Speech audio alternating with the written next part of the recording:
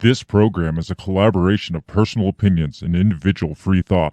It does not represent the views or narrative of the mainstream corporate media hacks. Viewer discretion is advised. And here we go.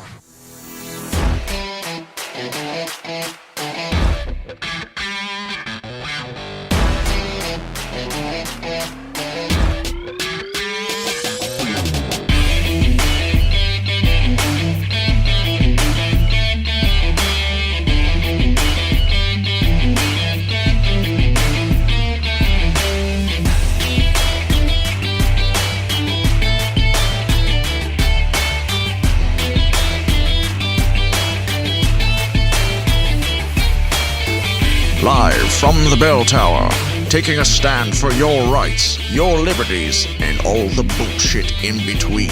You're listening to Break the Bell Podcast.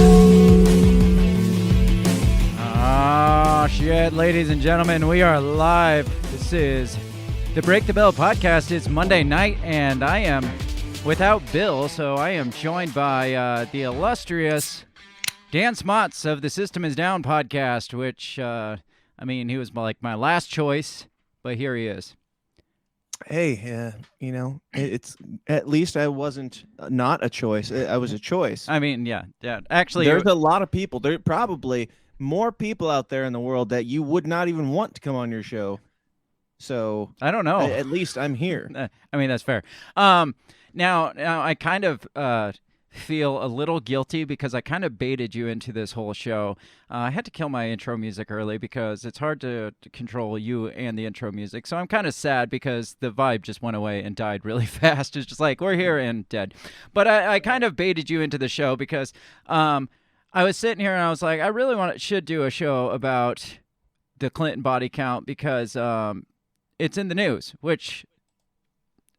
I did not expect 2023 to be still hearing about Clinton-related suicides. And then when Bill fell through, because Bill had some family issues, I was like, you know what? I'm definitely doing the Clinton body count because I know I could get Dan interested to come in and talk about the Clinton body count. It's true. I haven't kept up on it at all.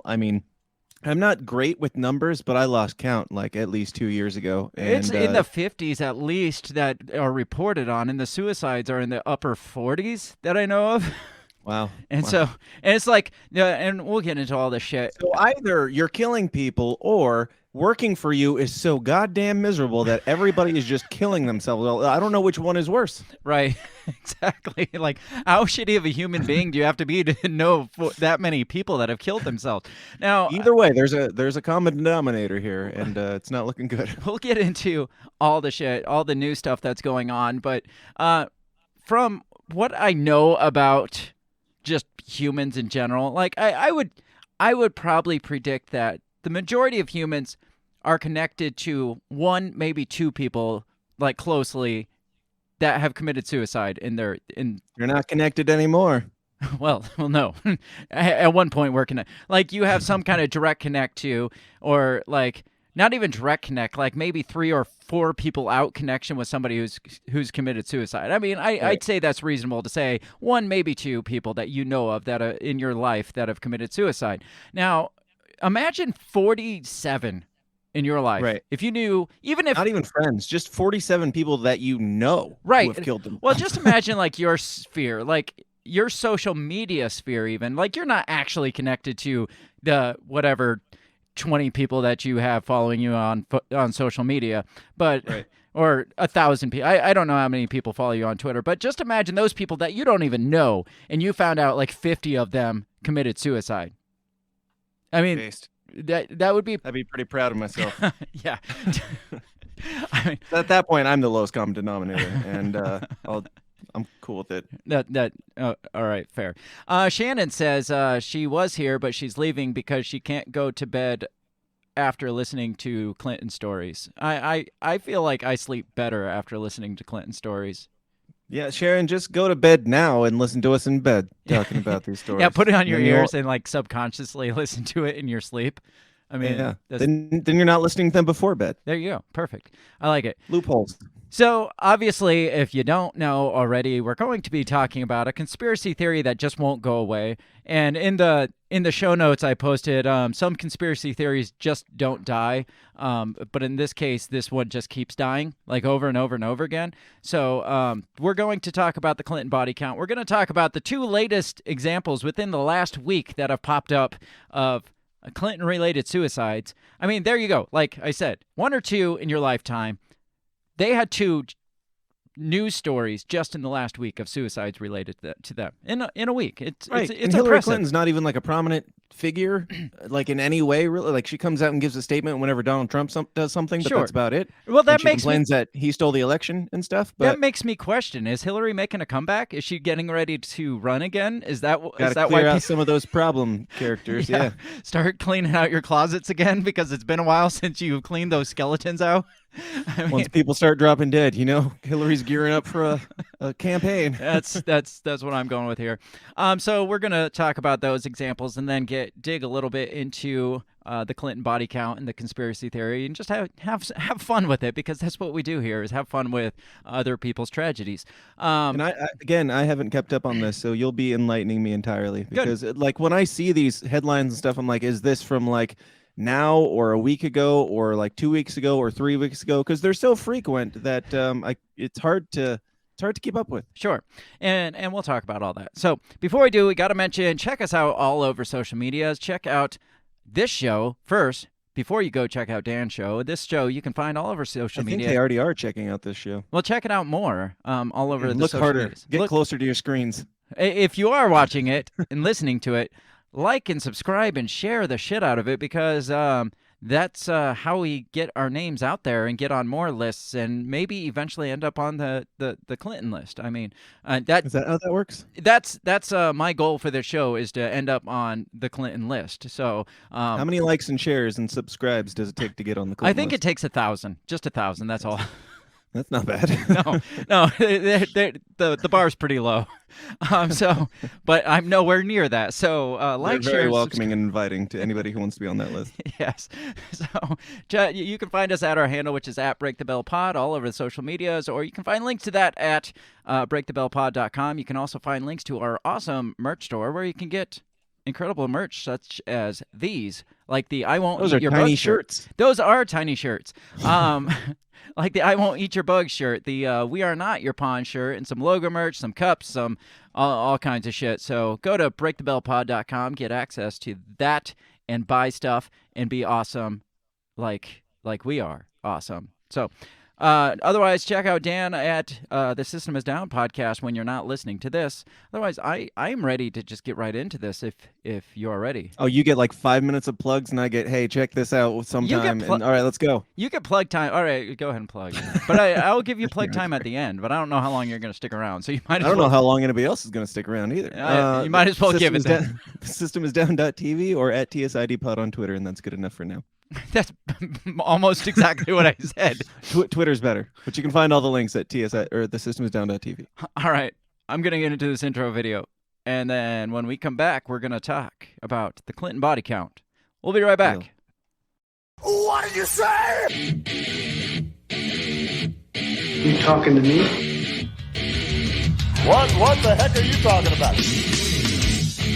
What did you say? What did you say? What did you say? Are you talking to me? Are you talking to me? Are you talking to me? What are you talking about? What are you talking about? What are you saying? What did you say? Are you talking to me? Well, maybe he was talking to me. What'd you say? Talk to me. What in heaven's name are you talking about? Talk to me, talk to me, talk to me, baby. What did you just say? What did you say? You listen to me. Are you talking to me? Are you talking to me? What the hell are you talking about? Who are you talking to?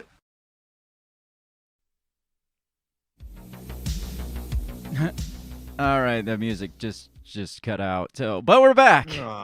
I know it was I there. enjoyed the 2 seconds. Here, I'll bring it back. Oh, hell yeah. We're back.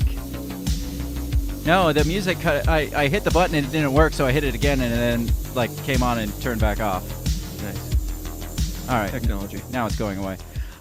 We are back. I am with Dan Smotz of the System is Down podcast because Bill could not join us. Systemsdown.tv or at TSIDpod on Twitter. That thing that he just said. Bill could not join us tonight because he had some other family issues to attend to tonight. So happy wishes and happy thoughts to Bill and his family, and he will be back next week, hopefully. And then I won't have to do this. Then Dan won't be here, and the show will be better because he won't be here. So Dan, I don't know about you, but I know when I found myself like falling into the world of conspiracy theories, which thanks to you, I fell hard into the world of conspiracy theories. You're welcome. You drugged me for like 4 years, and you were like hardcore into it, and then I finally fell head over heels into it, and then you're like, I'm kind of done with this conspiracy theory shit. I wasn't done with it.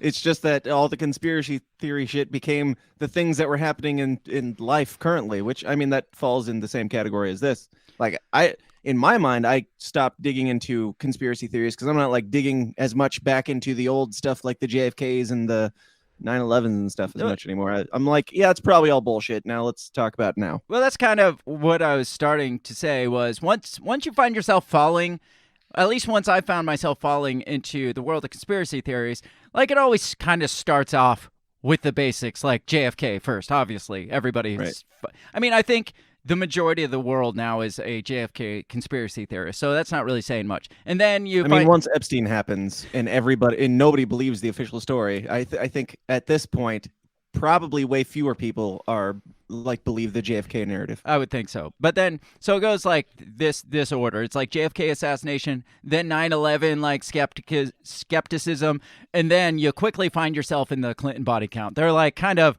right up there in the world of like most popular conspiracy theories. It's like, I think it took me a matter of days to end up in the Hillary Clinton or the Clinton body count. And I remember specifically, I was like watching some documentaries, or I was like texting you or something about the Clintons, and then all of a sudden my TV just like shit out and it was just doing like crazy stuff, and I'm just like, oh shit, I think Hillary's listening while I was texting you. I'm just like, I think I'm onto something here. So like the Clinton body count conspiracy has kind of become a euphemism of sorts for conspiracy theorists. Like the phrase 2 shots to the back of the head, suicide style, that's like straight from the Clinton body count. Like you can't think of conspiracy theory suicides without thinking what, like 2 shots to the back of the head, and then you find yourself realizing, oh, this is the Clinton story. Like that's where it derives from. Or they even have their own verb, like basically getting Clintoned or getting Hillary Clintoned or whatever, it like suicided. So it's interesting to me that they have their own, this power couple has their own genre of conspiracy theories.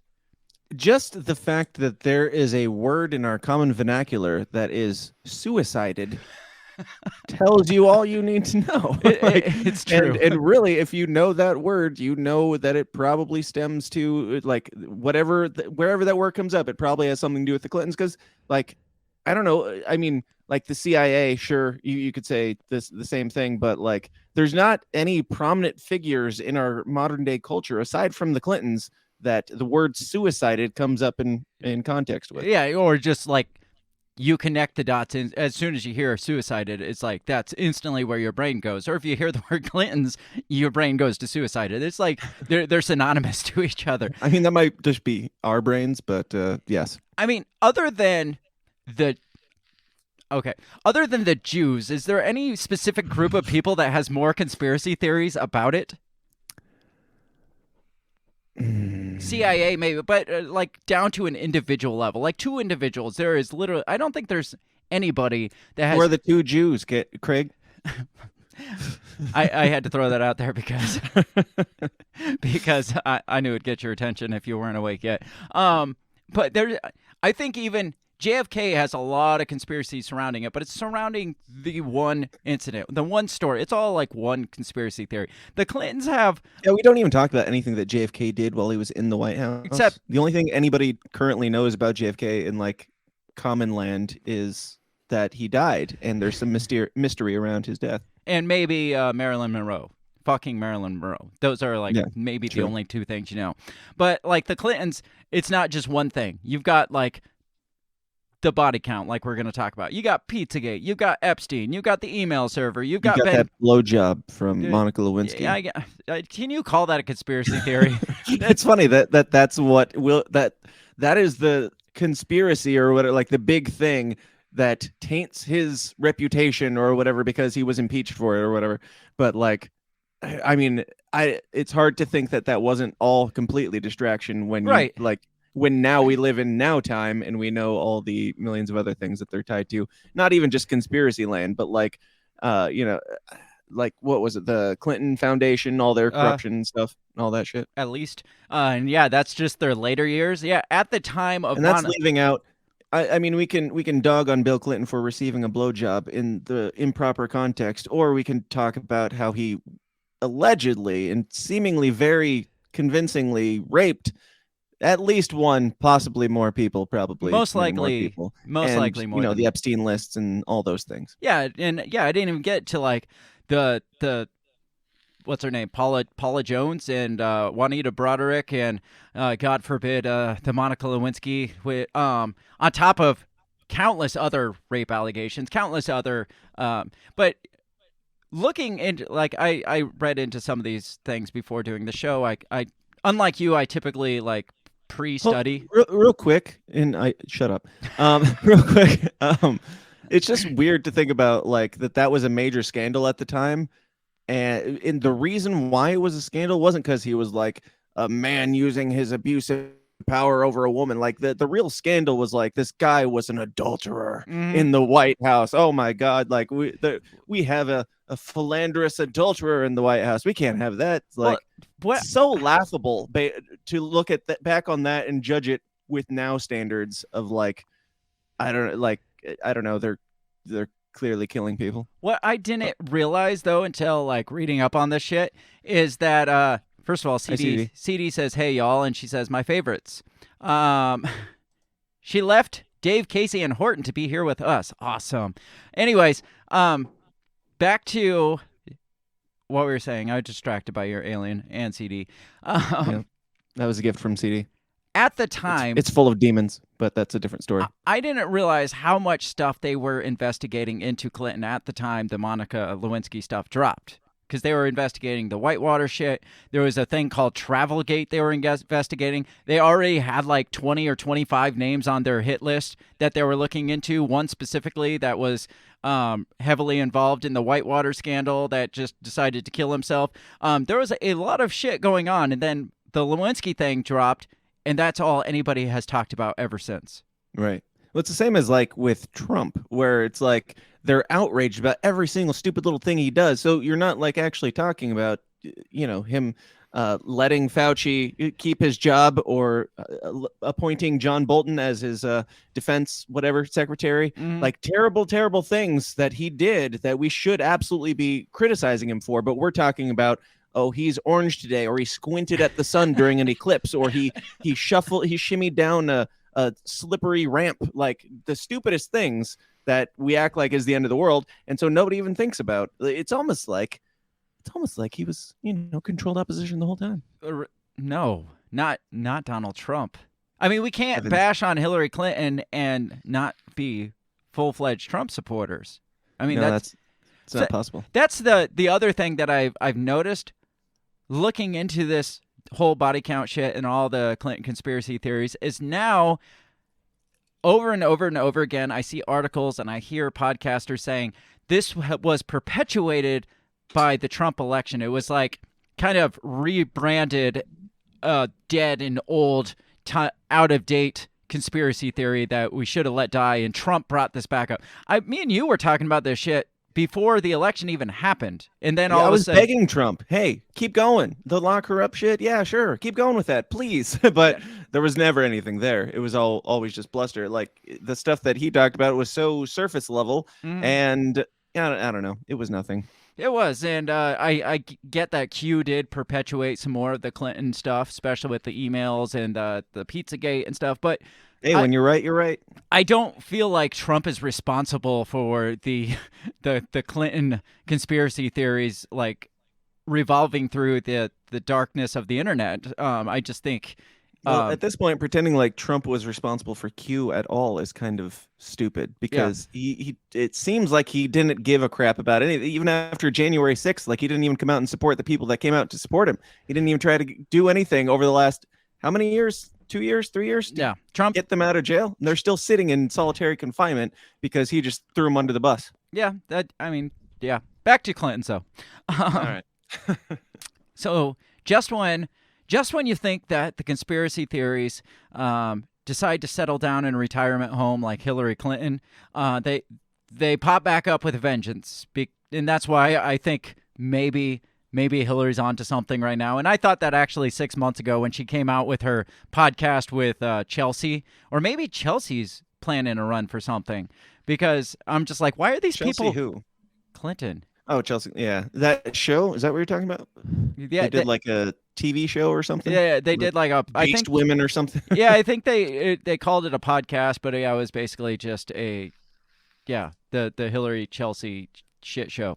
But this week I found not one, but 2 headlines about 2 separate Clinton-related suicides, and it kind of made it shouldn't have surprised me as much as it did. The first one came out, and I was like, that's probably something I need to look into, and I just kind of shelved it. And then within like a day, another one came out, and I'm just like, all right, it's back. Here it is. Yeah. It's back with a vengeance. I got to look into this shit. I'm glad you're bringing it up because I've been quite busy, and this is the type of thing that I would enjoy looking into. But also, when you send links to me, if I'm like in the middle of something, I'm like, oh, Clinton's killed somebody else. Okay, so it's Tuesday. All right.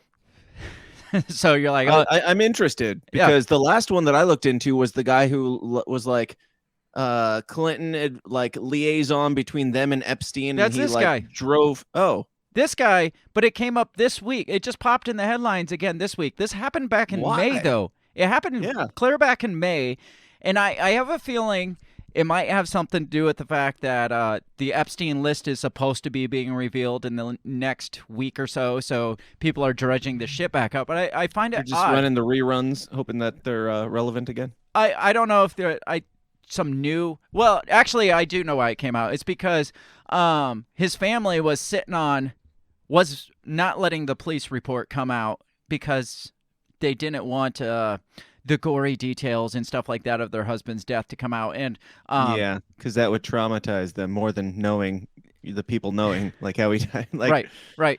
So a FOIA act made them release this actual police report. So that's why this came out this week. So this was the first one. I think I remember on my show, we talked about the guy dying, and then I think we also did a follow-up talking about how they, the family wanted to be concealed, which was obviously bullshit. Right.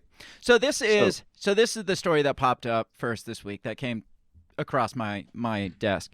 It says, death of shot Clinton aide with Epstein ties found tied to a tree and ruled a suicide despite no gun at the scene. So this one just plays right into all the... There wasn't a gun there? Supposedly. Now they've that updated seems like probably one of the details that they wanted kept out because they've updated it since then and said they found the gun 30 feet away. So it was a suicide. Didn't obviously. He shoot himself in the chest with a shotgun? Yes, and hung himself at the same time, right. just to make sure he got it done right. I mean, I tried to play devil's advocate on this too, like I always try to. If there's any, way. And this one was weird, but that wasn't the weirdest part. Like the way that I could see justifying that or explaining that is he wanted to shoot himself and he wanted to make sure if he missed or something went wrong that he still died because he was that done with life. Yeah, But the weirdest part to me was that he was like 20 minutes away from his home in a place that he wasn't he didn't frequent. He had no ties to or anything, to my knowledge. Yeah, I'm not sure about that. I know he's on a ranch. Anyway, let's read real quick. Maybe it'll say, the mysterious death of an aide to President Bill Clinton with ties to Jeffrey Epstein has been officially ruled a suicide, despite there being no sign of a weapon near the body. So this is the initial police report. This is what they got through the FOIA Act. It's not like speculation. This was the initial report said there was no gun found. It says Mark Middleton, 59, who served in the Clinton White House in the 90s, was found dead on Heifer Ranch. That's the name of it, is Heifer Ranch. That's nice and original. In Perryville, Arkansas. It's like when you go into a tattoo shop that's just called Tattoo. Yes. Because that's really all you need for your marketing. That's true. So it was found dead on Heifer Ranch in Perryville, Arkansas, May 2nd, 2022. Almost 1 year after his death, a police report obtained by the outlet this week revealed that Little Rock businessman was discovered with a gunshot wound to the chest and an extension cord tying his neck to a tree. I could see the male was obviously deceased, Deputy Jeremy Lawson. So this is the initial report. He said, obviously he's deceased. He's got a big ass hole in his chest and he's hanging from his neck. Right. Notably, Lawson's account includes that while officers located a gun case and 3 boxes of buckshot in his BMW, there was no weapon in sight. So that's the initial report. It says, though the father of two worked for his family's HVAC business in the years before his death, he previously enjoyed a high-flying lifestyle as special advisor to Clinton and assistant to Chief of Staff Thomas F. McClarty. Middleton notably signed late pedophile Epstein to the White House 7 of the 17 times he visited the residence. The Daily Mail said he was also reported to have flown on Epstein's infamous Lolita Express jet. Middleton left the White House in 95. Now get this. This is why he left. Tell me if this sounds like anybody you know today. The following year, his executive access was curtailed after an investigation determined he abused his connections in an effort to become an international deal maker. Sound like anybody today? Sounds like Jeffrey Epstein. Or Hunter Biden? Oh, yeah. There's that, too. This guy got fired from the White House because he was abusing his power to become an international deal maker. And I mean, to me, that just sounds, it's possible that that's true, but it sounds to me like a bullshit reason to fire him because he knew too much. Probably, but yeah. It says even if they did fire, even if going with their words and they fired him for that, then why, I guess Hunter Biden isn't like employed by the White House or anything, so. Says in the months since his death, internet conspiracy theorists have tried to tie Middleton to the Clinton body count. It's not they've tried to. You don't have to try to tie him to the Clinton body count if he was tied to the Clintons and he died in a mysterious way. That's really all it takes. Yes. I mean, yeah. He's very closely tied to not only the Clintons, but he was their connection man for them and Jeffrey Epstein. Right. So, come on. He was basically Epstein's pimp to the Clintons. Sounds like it. It says body count truthers were also inflamed when Epstein hanged himself. It gets into some of the other stuff that it ties him to, ties the Clintons to, like Clinton or Epstein, and then some of these like the Seth Rich case and stuff like that. So this was the update. So the first one was posted on February 22nd. So the very next day, they posted that a shotgun was discovered near his body. So the first report was wrong. We looked around a bit and found one 30 feet away. 30 We didn't notice the fucking shotgun. feet. I mean, that is a long ways away for somebody who just killed themselves, but it's not a long way away for an open field where there's a dead body and you're looking around for clues. You didn't possibly think the shotgun laying 30 feet away from the body might be some sort of a clue? It says a new set of documents obtained by the Daily Mail states that a Stoger 12-gauge Colt shotgun was 30 feet from the body when he was found dead on Heifer Ranch in Perryville. Based on an initial report released yesterday, the outlet previously claimed there was no weapon at the scene. So now, all of a sudden, there is. Now that it went viral that this guy was shot with a cord around his neck and there was no gun, now all of a sudden it's like, no, there was this report that it was found 30 feet away. Well, what doesn't make sense is that if this is fabricated, why would they make it 30 feet away? Like if they're just saying things to say things that sound better, why would the 30 feet away be even included? You see, the thing that I found looking, and I've always thought, looking into the Clinton body count shit throughout my life, is that it's like they intentionally make it so it's clearly not suicide.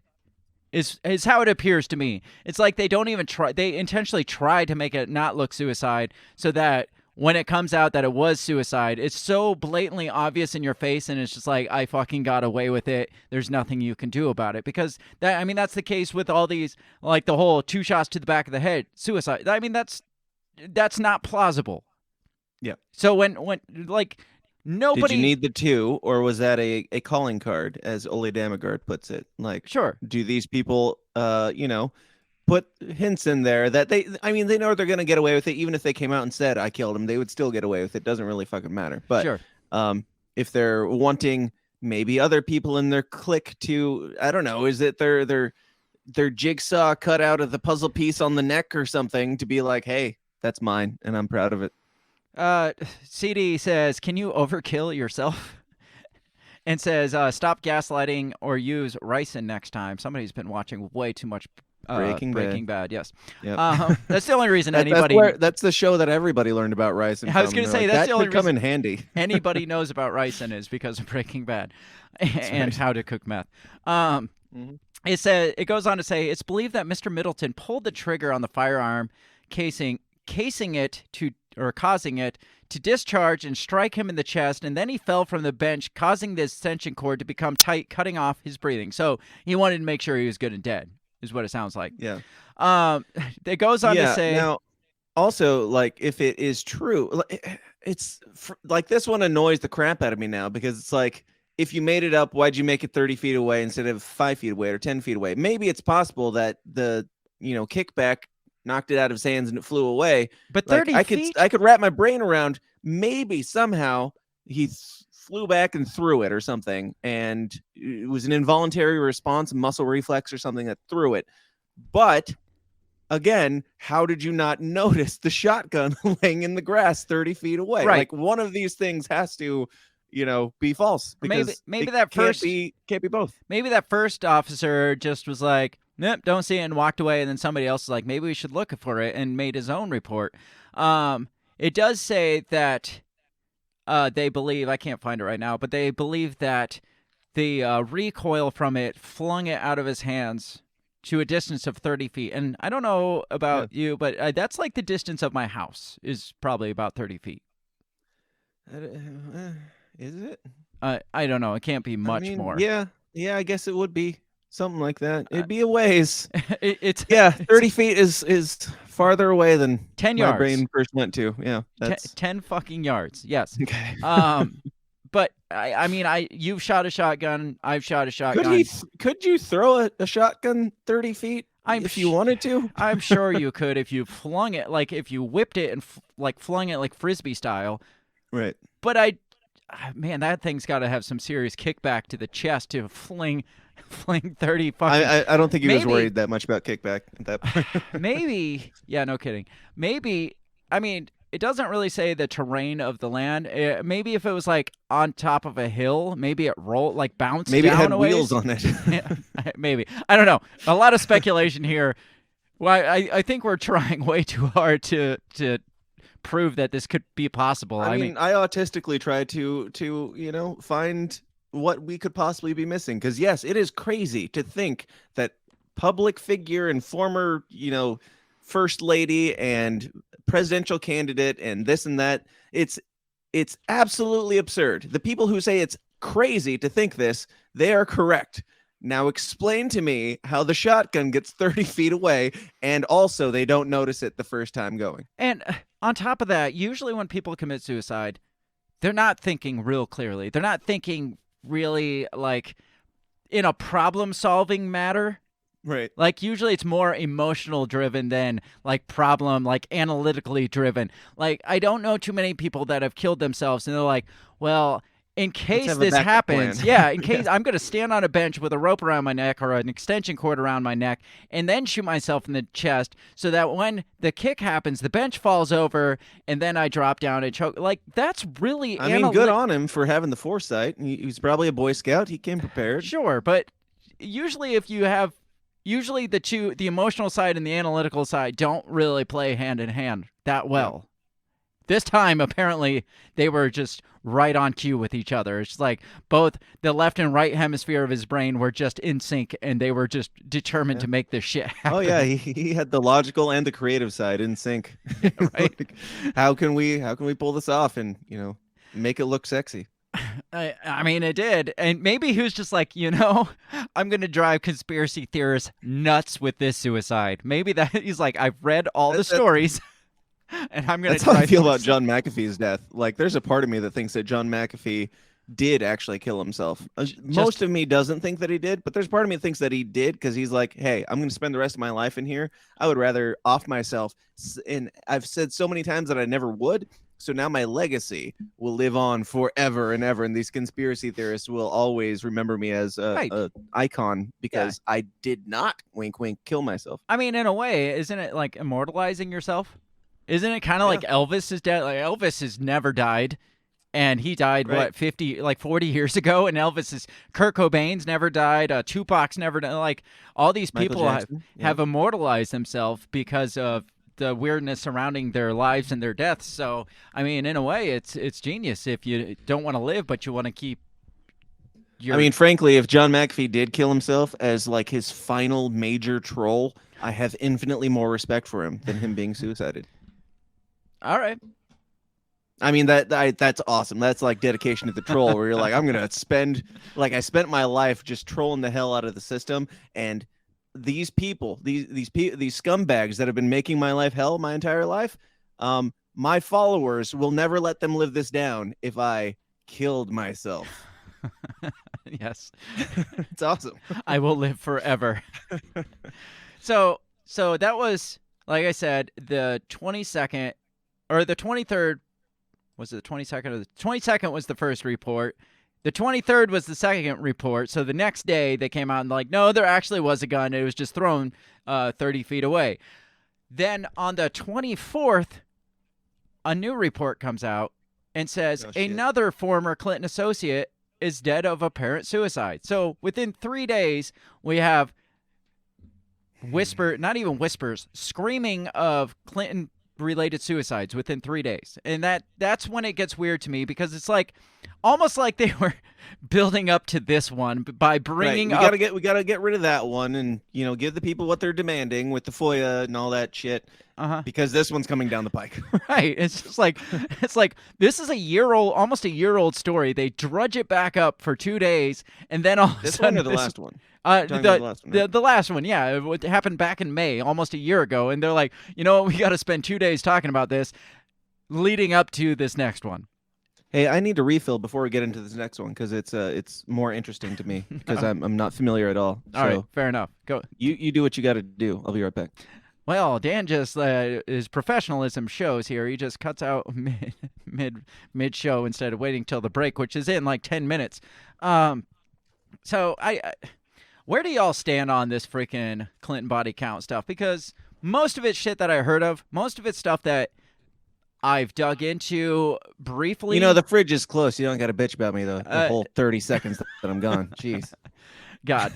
Most of the shit, like I said, I haven't dug into, but I've read. And then it's like when you start hearing stuff like this, you start digging a little deeper. And the more you dig, it's just like this gets really, really fucking weird. The further back you go, it's just like this trail, a trail of bodies. And I'm sure there's people out there, like notorious people out there that have larger trails of bodies. But you've got this power couple that on one hand is like heralded as these like... Heralded as these philanthropic... It always comes back to the philanthropists. Philanthropic. It always comes back to the philanthropists where it's just like, well, these people are terrible humans, and they're like, no, they couldn't possibly be because they're philanthropists.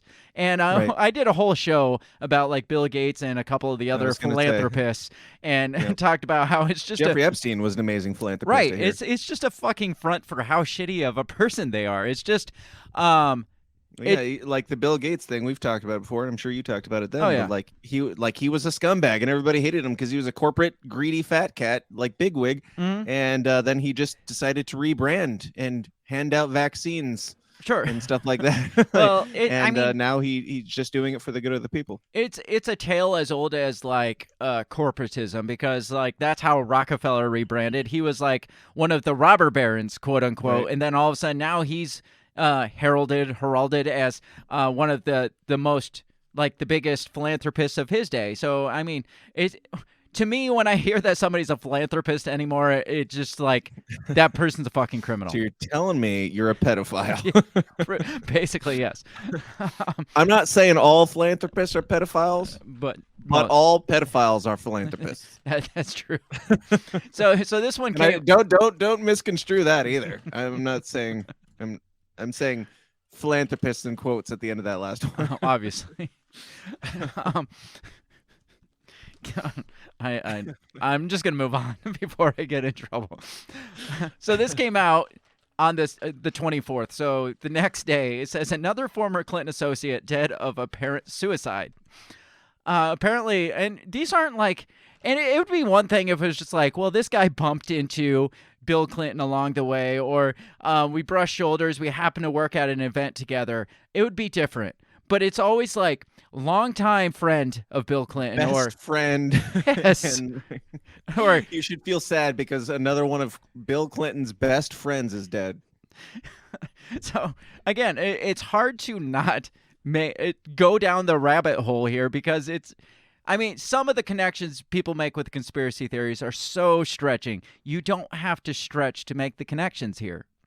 Says a billionaire and noted friend of former President Bill Clinton has died of an apparent self-inflicted gunshot wound. Now listen to the details, the level of detail in this report.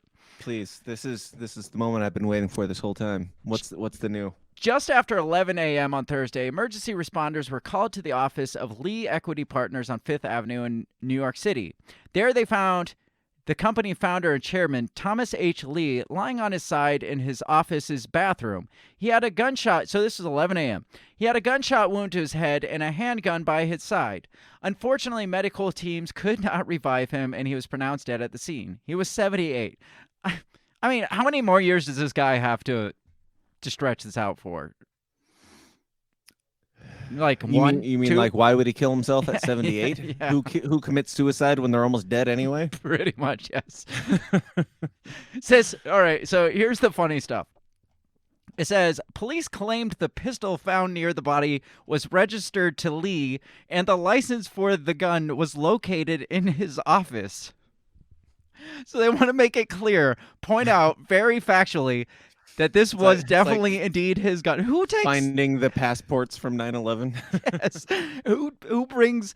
I mean, maybe it was in his wallet. That's all. Here's my receipt. I'm gonna leave it here on the desk. Just in case. I just want to confirm that this was definitely my gun. And maybe he was like, to play devil's advocate here again.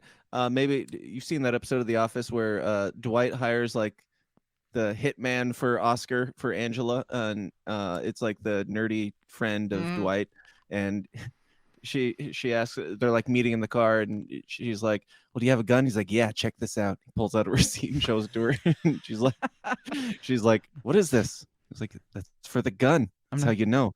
It's a good gun. And he's like, yeah. She's like, where is it? He's like, it's in a safe at home. You want to see the receipt? I'm not gonna bring a gun in my car. Are you crazy? Right. Yeah, but it's like, in some of these other cases I want to get into later, they're like, that definitely wasn't his gun. I've never seen this gun in my life. And like kids and family members saying, no, he never owned a gun like that. And then like 2 years later, they recant their statement. And they're like, oh, yeah, I remember that gun. Yeah, that was definitely his gun. In this case, they wanted to clear up. He had any gun you want to say he had. Right. So in this case, it's like they don't want any question here surrounding this one. They want to make sure this was his gun. So we're gonna leave. What do you think the payoff price point is for something like that?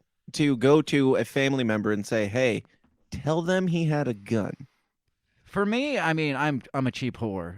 You offer me a couple $100 and I'll say anything you If want. Hillary Clinton murdered your wife, Oh, I mean, okay. if your wife was suicidal and killed herself, wink, wink, how much money would it take for you to go, well, yeah, Yeah, that was her gun. she seemed suicidal and she definitely had a gun and all that shit. And well, on that note, a lot of these cases, specifically, I think it was the last one. Yeah, the last one, they made sure to point out, obviously, even the coroner said, I think in the last one, that the coroner came out and pointed out that the guy had been depressed for the last year or so. It's like, how is that the coroner's position to say? And Dissected the brain. He's like, there's the depression points, and I can clearly see that those are gray, which means depression. But even that is not proof of suicide, and that's what they're using.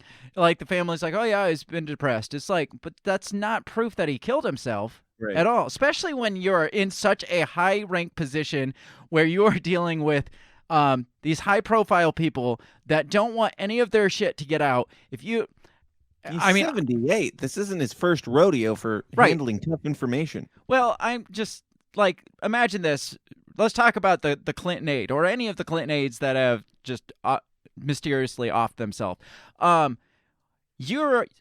you're the Clintons, and you've got this guy that knows all your deep, dirty secrets, and then all of a sudden he starts getting a little bit irrational, a little bit depressed, where you're maybe not even he drinks too much. Maybe he's having he might say something at the bar or something. Like the level of security at that point.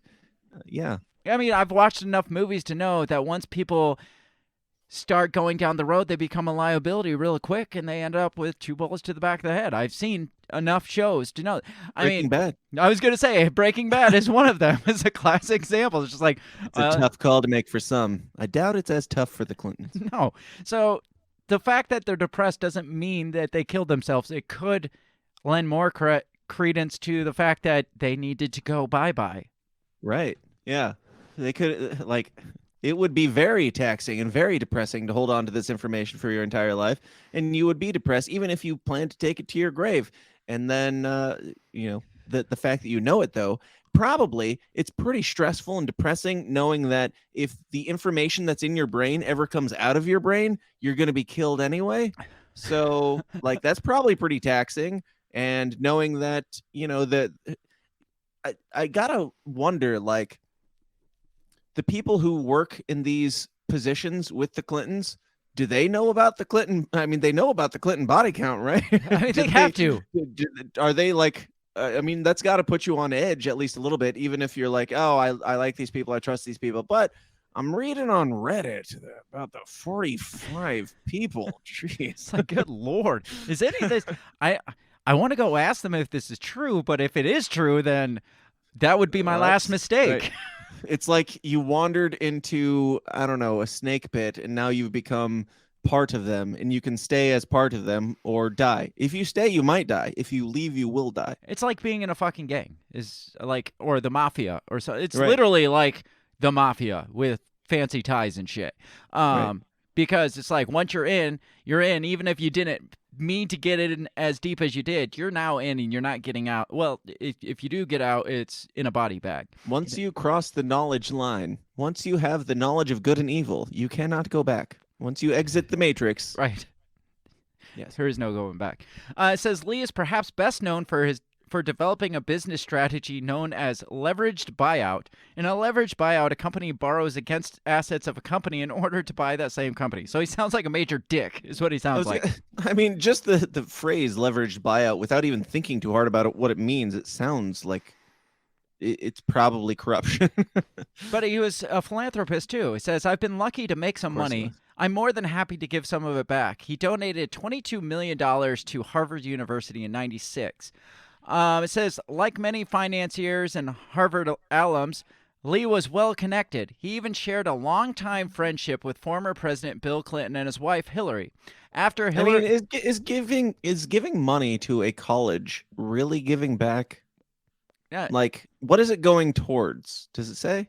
No, it just says he just donated money. Like, here, Marks universities use this. One of the largest donations the university has ever received from a living alumnus. He also served on the board. But if you know that university is corrupt and you're paying them to continue, like, what is the money going towards exactly? Like, philanthropy, like, this is under the umbrella of philanthropy because he contributed money to a thing. But if that thing also pushes his agenda, well, that's all philanthropy is to buy and push your own agenda. That's at the end of the day what it is. That's true. Go back and listen to my whole episode about philanthropists because I get pretty deep on that too. I'm going to do that right now. Do it right now. No, don't do it. Oh my God. Oh, we lost Dan again. It says, I wish I had like the ability to like link my computer audio so that I could like just pull up the episode and have it start playing in the background. that would piss me off. So it talks about how he was a longtime friendship with President Bill and Hillary Clinton. It says not just friends. They're not just like, we're chummy. Apparently after her 2008 her unsuccessful nomination, her and Bill spent time at his mansion in the Hamptons to keep out of the public view. So they went and spent time at his place. That's how close and chummy they are. It's not, again, not stretching to point out the connection with the Clintons. They hung out at his fucking house. Right. Says Lee's kind of like Epstein hanging out at the Queen's bungalow, but that's a different thing. Or what's his name? Hanging out at Prince Andrew, hanging out at Epstein's bungalow. Right. Or Bill Clinton hanging out at Epstein's bungalow, but who's counting? Yeah, somebody's counting. Says Lee's death also comes on the heels of the apparent suicide of fellow Clinton associate Mark Middleton, who reportedly took his own life at an Arkansas ranch last May. Vince Foster, who served as Clinton's White House deputy counsel, died of a self-inflicted gunshot wound in July of 1993, just 6 months after Clinton's inauguration. Vince Foster's one, because I want to talk about some of these. I don't know the way back ones. Like, I know there's the Count, but I don't know all the history. Vince Foster, I definitely want to say he was the first because it happened in 93. And Clintons were governor since like the 80s and like attorney general in like the 70s. So, their body count was piling up. But Vince Foster was kind of, no, they were. Vince Foster. Were they to body count level like as governor and like I said, I think when Bill became president, they were already talking like 20, 25 that they were looking into. Right. I think Vince Foster was like the first one where they're like, oh, we need to look at this because this is really fucking weird. Yeah. It was like, I'd say it was the OG of the Clinton body count stories, but it wasn't like the first. It was like where it was kind of the kickoff point where they're like, maybe we should start looking into this because it's getting really freaking weird. And I'm going to talk about that a little bit more. He was the linchpin for like, hey, that's enough. I mean, conspiracy theory only works for the first 23 suicides around you. Maybe by 24, people start going, maybe. Well, Vince Foster was like Hillary's best bud. They were like next door neighbors growing up and shit. And like, he like worked at the law firm with her, and then they moved to Washington, D.C. with her. I'm pretty sure they were fucking. I'm almost positive they were. No, Hillary doesn't do dudes. Well, we all know that. There's speculation that they were fucking. So crazy conspiracy theory. Yeah. I don't buy it. She's a lesbian, obviously. Obviously, she's a lesbian. Look at her haircut and her pantsuits. And her husband that she allows to do whatever. It's almost time for me to take a quick break, but before I do, I wanted to just look at this comprehensive Clinton body count list, just in spirit of recent events. I want to just... Do you have it like queued up so it plays like a credit scroll? Because that would be amazing. That would be amazing, but no, I can scroll it like a credit scroll. I'm just going to get right into the list. I'm not going to read the other details. So it starts with James McDougal, and I'm going to talk a little bit more about him in a little bit, because he's connected to the Whitewater scandal, which is also connected to Vince Foster, which is like where this whole big mess in conspiracy theories all started. He was Clinton's convicted Whitewater partner, died of an apparent heart attack while in solitary confinement. He was a key witness in Ken Starr's investigation. So Ken Starr was supposedly what do they call him? The guy that investigates, that's like special counsel. He was the special counsel. He's basically tasked to take down President Clinton, and he did everything except for take down President Clinton. I'm positive he was controlled opposition. Number 2, I'm not going to read. There's like 50 on this list, but there's a couple notable ones I want to point out. Mary Mahoney was a former White House intern, was murdered in July 97 at a Starbucks coffee shop in Georgetown. The murder happened just after she was about to go public with her story of sexual harassment in the White House.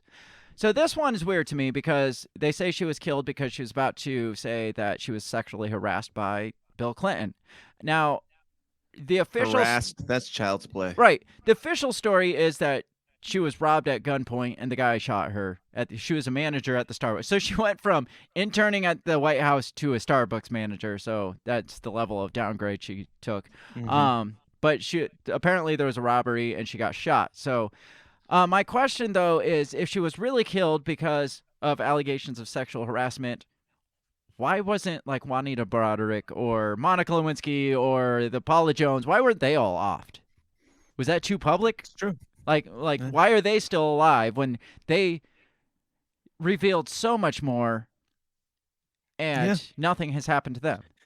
Yeah, I mean, I've had Juanita on my show, and she's an awesome woman, and I believe her. But also, yeah, I've wondered the same thing, and the same thing about like Alex Jones and stuff. Like, you can't say forever that you are going to die at any point. Like with Alex Jones in particular. Like, you can't say forever, like, you're this dangerous character.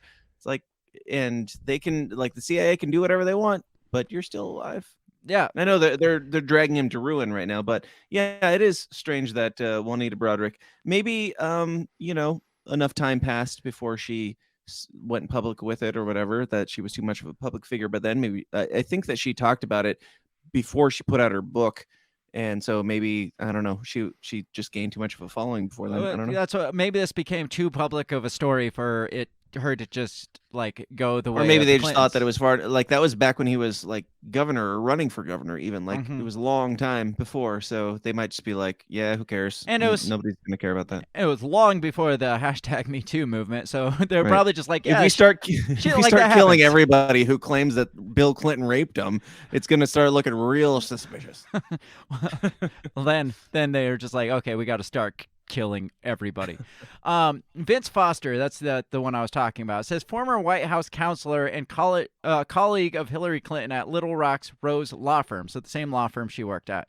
He died of a gunshot wound to the head, and it was ruled a suicide. That one is very interesting. You'll want to stick around for that story, because that is the one that that one has so many more questions than the one with the guy that shot himself with the rope around his neck. Wow. Let's see. Scrolling down, I've got Ed Willie, a Clinton fundraiser found dead November 1993 deep in the woods in Virginia of a gunshot wound to the head, was ruled a suicide. He died on the same day his wife Kathleen Willie claimed that Clinton groped her in the Oval Office in the White House. Ed Willie was involved in several Clinton fundraising events. So his wife comes out and she's like, Bill Clinton groped me. And then he's like, oh, I can't handle this news. And he goes and kills himself the same day, the same fucking day. Add up to you? Yep. I mean, that seems like a logical. If I found out that my wife got molested by a presidential candidate, I would kill myself. Scrolling down, Suzanne Coleman reportedly had an affair with Clinton when he was the Arkansas Attorney General. She died of a gunshot wound to the back of the head, ruled as suicide. There it is. She was pregnant at the time of her death. Who shoots themselves in the back of the fucking head? Absolutely nobody. You don't even need 2 shots. Nobody shoots themselves once in the back of the head. If you're going to kill yourself, you don't got it back here and shoot. It just maybe she's like, there's more brain matter back here. I don't want to like. No, nothing. You got nothing. I mean, think about the movie where the guy kills himself and he holds it to the back of his head instead of the temple. Like, it's always the temple or the mouth. Everybody knows that. Well, everybody who saw that in a movie would be like, that was a shitty movie. Why would anybody do that? They would be like, who wrote this fucking script? Because this is... We need to make the parody sketch where it's like somebody is like really close ties to the Clintons, and they're like, they're just like so depressed. It has nothing to do with politics or any of the Clintons or any of that stuff. They're just very depressed for whatever reason, and they're like, man. And then it builds up to this final tense moment, and they're like, all right, bang bang, like just so unbelievable. Everybody's just like, what? If this was written into a script of any kind, like the fact that I can basically describe the thing that you just said and say that should be a parody sketch. That's how you know. That's how unbelievable it would not work in a movie. Right. Number 17, Danny Casolaro was an investigative reporter, was investigating Mena Airport and Arkansas's Development Finance Authority. He slit his wrist apparently in the middle of his investigation. Now, do you know much about the Mena Airport stuff? Mm-mm. Like there's the, what's his name? Barry something. What? I can't think of his name. Coldwater. No, he was the guy that flew the planes. The Tom Cruise movie was written about him. He flew the drug plane in and out of Arkansas to Colombia. You know about the Iran-Contra affair, right? Minimally. Oh, my God. You suck. I know. So basically, the United States wasn't supposed to be supporting this war in Iran. So they were like, the CIA was like buying cocaine from Colombians and selling it into, and this also perpetuated the crack epidemic in the 80s. And then they were selling it and using the money to buy weapons to send to Iran. And this isn't like all this shit. Knows. Bring CD on. All this stuff, CD knows more than you. All this stuff isn't just specifically tied to the Clintons, because the Iran-Contra affair happened under Reagan and freaking Poppy Bush. So they're all tied in this shit. But the thing is, with Arkansas had some, I don't know if it's still like this, but Arkansas politics apparently was like synonymous with like corruption. Like there was an article that said you could literally, like somebody could literally take a giant bag of cash into a bank, drop it off to the bank manager, and he would dish it out evenly to all his tellers so it wouldn't like get flagged. And there was, nice. It's like what you think of like good old boy Southern politics, where it's like I scratch my back, you scratch it. Like Arkansas was like the mecca of corruption. So these planes would fly in and out of Colombia into Arkansas, specifically this Mena Airport, and there's a lot of speculation to believe that the governor at the time was, in the very least, turning a blind eye to all the shit that was going on. And the governor happened to be Bill Clinton. And a lot of people surrounding this Mena Airport scenario happened to die as well, including this guy, including this investigative reporter. He hit investigative gold in this story, and then all of a sudden he's just like, I'm going to cut my wrists and die in the middle of my investigation. Yeah. I'm on the breakthrough story of my career. I just can't, though, man. I just can't. Barry Seal. That's his name. Barry Seal was the famous drug plane flyer that he ended up like getting busted, and then he worked as an informant, and then he ended up getting shot by Colombians too. So he died too. Now, this one here, Kevin Ives and Don Henry, this is also connected to the Mena thing. Apparently, this was two teenage boys that may have stumbled upon an airport drug operation, and they all of a sudden smoked a bunch of weed, fell asleep on train tracks, and got ran over by a train. They both did? Yes.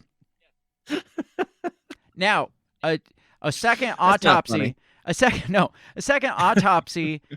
found that one had, I think, a bullet hole in his head, and another, his skull was crushed. Like before I don't know how they can tell if the train crushed his skull or something else crushed it before. But one of them shot themselves on the train tracks? Well, no, this just came out later. Or they had the foresight to be like, I'm so suicidal. No, they tried to play it off as a train. Just like these, they specifically said they smoked too much weed, fell asleep on the train tracks, and I mean, you're talking about the age of that's a lot of weed, man. Yeah, this is your brain on drugs. You're talking about that era. So, but yeah, later autopsies showed that they were probably killed, and there's speculation that they stumbled on one of these drug drops and they were killed because of it. And one happens to be like a former WWE star. I don't know if he's a star, but he's like a WWE guy. Was like, yeah, when I wasn't doing my WWE gig, I was a bodyguard for these drug runs, and I actually he supposedly has video proof of this incident happening. So he doesn't now. Well, I'm surprised he can't be real, or he'd be dead too. Oh wait, I thought you were talking about one of the guys that died. No, I'm talking about a guy that supposedly witnessed it. He went on to be in the WWE, but on his off time, he was a bodyguard for these Colombian drug cartels. And that kind of checks out, I suppose. Yeah, sure. If you're roided out. Number 33, I've got James Milan was found. This one's great. Found decapitated. However, the coroner ruled his death was due to natural causes. Come on. What are the natural causes of decapitation? His head just fucking fell off. Sometimes you outgrow those. Does it say like what it was from? That's all it says. It doesn't even say how he's connected. Like down the list, it gets kind of short in detail. So this might be like a distinct connection that they're tying to it, but still, sure. He's found decapitated and ruled natural causes. Be like he was riding a horse and a tree took his head off or something. That's not natural causes, though. That would still be like there'd still be. I guess there'd still be like something in like cause of death. I'm trying here. I'm trying to give the benefit of the doubt. They would cause. It's getting real hard. In the death report, they'd say like blunt force trauma caused decapitation or something like that. It wouldn't just say natural causes. Right. And then scrolling on down, because there's like at least 50. It says 57 in this, but this is one of my favorites, and this one I'm sure you've looked into the most is Seth Rich, which is still nobody has any clues as to why he was killed or who killed him or what happened or why this up-and-coming DNC guy who may or may not have leaked the WikiLeaks files just so we don't know how he killed. died? We know he got shot in the head twice, in the back of the head. Okay. But he was the guy that Fox News was like, Seth Rich was the WikiLeaks guy, and then a couple days later he got shot, and then they're like, well, I don't even think they said this was suicide. There's just nothing. There's nothing on this guy still. Nobody has a fucking clue. So they think he wasn't the guy that got mugged, was he? Yeah, he was the one that supposedly. And then like he got mugged and he had a bunch of expensive stuff on him that was never taken. He had just shot himself. Gold watch. He had gold chains. First of all, who's just walking down the street in all this gold as a DNC chairman or whatever? And well, if you did, that would be the first thing to go, I would think, if you're getting mugged. Yeah, a botched robbery. They shot him, and they're just like, oh, whoops, we forgot to take anything. Yes. We were just here to kill somebody who just happens to work for Hillary Clinton. Obviously. So I want to take a break because I want to talk about at least Seth Rich a little bit, and then I want to talk about Vince Foster because he's the one you don't know anything about because you don't read. Correct. Because this is one that goes way back, and it will pique your interest because it's got a lot of weird stuff too. Not as weird as decapitated by natural causes. But my interest is pretty peaked at this point. Like, here's a spoiler. A guy shoots himself in the head in a park, and there's no blood found around his body. No brains blown anywhere. Take your break. Just take your break. Just take the break. I'm gonna take a break. We're gonna take 2 or 3 minutes. I'm gonna top off my drink, and we'll be back with Dan Smotz of the System Is Down podcast to talk about the Clinton body count. I am not suicidal. I am not either. So, but neither was Jeffrey. But you never know how I'll feel in the next 30 minutes, right? Especially after being on this show. That's right. We'll be right back.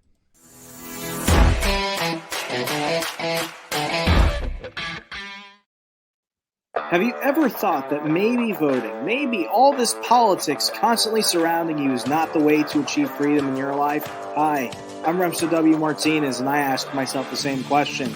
That's why I'm on a journey to find true freedom in my lifetime. From learning about financial independence, to new ways to develop rugged individualism, to amazing guests living strange, crazy, amazing lifestyles that you've only thought might be real, but actually are. Go ahead and check out my new show, On the Run with Rumster W. Martinez at the We Are Libertarians Network. You can find On the Run with Rumster W. Martinez on iTunes, SoundCloud, Stitcher, Google Play. You know how the internet works. Come on down and let's discover how to achieve real freedom in your life together. Hey everybody, I just want to take this time to give a big shout out to the very first sponsor of the Break the Bell podcast. That is Goulash Media. They can be found at goulashmedia.net. Goulash Media specializes in graphic design, web design, audio recordings, video work, wedding videos, music videos, even political campaign videos. Goulash Media caters to the little guy with the big vision. You can check them out at goulashmedia.net. That's GOULASH media.net.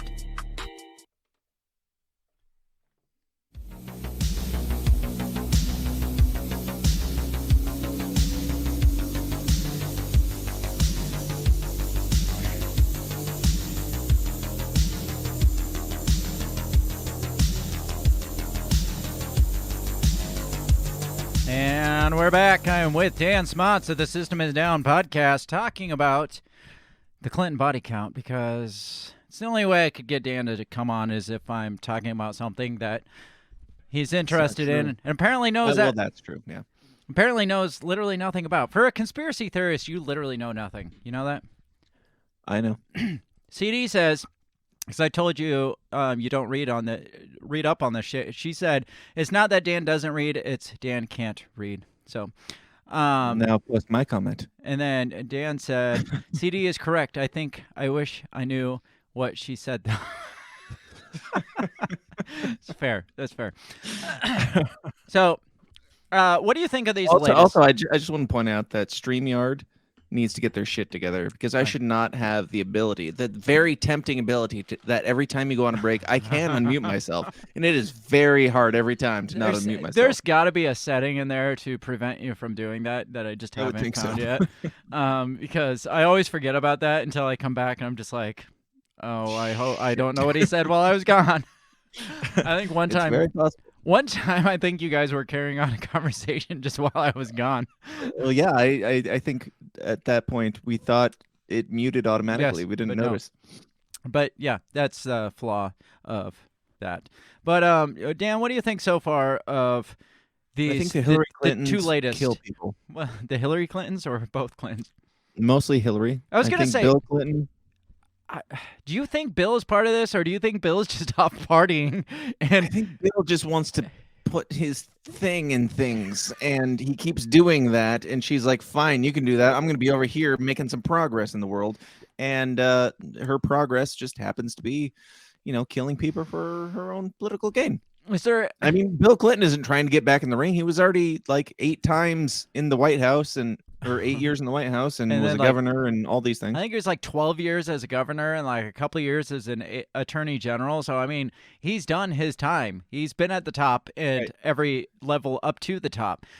He did as much as you could in public politics in the United States. Now, most of me thinks this is mostly Hillary, like you said. Like, he's off just doing his thing, and she's just like, shit, my husband made a mess again, and he's ruining everything that I've worked so hard for, so I need to clean up after him. It's like she played cover for him for all these years. Like, she ran cover for him on his like rape allegations and all that, even though she was clearly a lesbian the entire time. And now he has to run cover for her and be like, yes, we're a happy couple, and I'll keep doing my thing over here and these kids. And no, she did not kill those women. I did not have sexual intercourse with those children, and she did not murder those friends of ours. CD says Bill was on that guy's island while she was plotting his political career. I have reason. Talking about Bill from this show? Yes. Is that why Bill's gone tonight? That's why. Is that what we're not allowed to joke about? Yes. Now, I have reason to believe that nothing political that happened in Bill Clinton's career actually was Clinton's doing, because he was just never there. He was just off getting it sucked while Hillary was actually running the show from behind the scenes. But the glass ceiling hadn't been broken yet, so they couldn't come out and say that she was actually the president, but she was actually running the show behind the scenes. It's possible. I mean, Obama's still president right now. I mean, somebody's got to be president. Because prove me wrong. Somebody's running this shit. That's why I said somebody's got to be doing it, because we know Joe Biden's not doing it. You know, Obama, like after he was out of the White House, in an interview, he was asked like, if you could run for president, would you do it again? And he was like, I don't think I'd do it again in public, but I would love to be the guy who's like making the decisions behind the scenes and not have to be the guy who's taking all the crap for it. Dance, puppets, dance. Uh-huh. And here we are with clearly a guy who's definitely not making the decisions in the White House. A guy that literally looks like a marionette doll. A guy who also coincidentally exchanged friendship bracelets with Obama when Obama left the White House, and it had a little pizza logo on it, but that's just normal. Old politicians exchange friendship bracelets? Yeah, apparently, if they're as good of friends as, you know, racist Joe Biden and Barack Obama, who he was serving under in the White House, yeah, they had their little sitcom that they shot 2 episodes of, and then they exchanged friendship bracelets. It's hard to not be friends with a guy that is so articulate for his kind. Yes, for his kind. Absolutely.